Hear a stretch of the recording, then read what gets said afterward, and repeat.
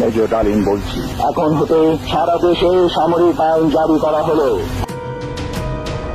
ইতিহাসে কয়েকভাবেই তিনি আখ্যায়িত, তবে তিনি মেজর ডালিম হিসেবেই বেশি পরিচিত। তিনি বাংলাদেশ সেনাবাহিনীর একজন প্রাক্তন সামরিক কর্মকর্তা।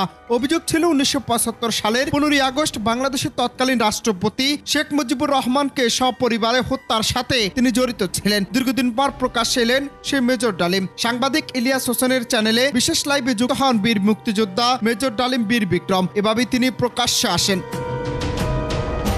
লাইভে এসে মেজর ডালিম বলেন, শেখ মুজিবুর রহমানের জুলুমের মাত্রা এতটাই তীব্র করেছিল, স্বৈরাচারী আচরণে মানুষের রবের কাছে মুক্তি চাচ্ছিল তার জুলুমের অবসানের জন্য।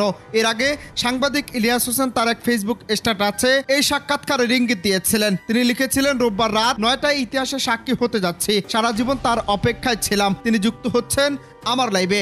নিরাপত্তার সাথে পরিচয় দেওয়া সম্ভব হচ্ছে না। এরপরই মানুষের চোখ কি আসছে নতুন ইতিহাসে।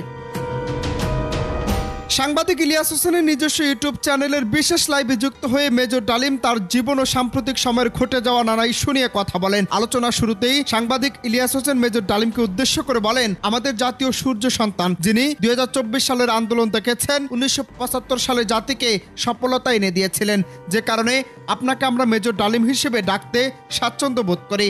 আপনি জাতিকে অ্যাড্রেস করতে পারেন। সাংবাদিক ইলিয়াস হোসেনের প্রশ্নের জবাবে মেজর ডালিম বলেন, অনেক বছর পর দেশবাসীর পক্ষ থেকে, বিশেষ করে নতুন প্রজন্মের ছাত্র জনতা যারা ফ্যাসিবাদ বিরোধী আন্দোলনে আংশিক সফলতা অর্জন করেছেন, তাদেরকে আমি অভিনন্দন জানাই, তাদের লাল সালাম জানাচ্ছি।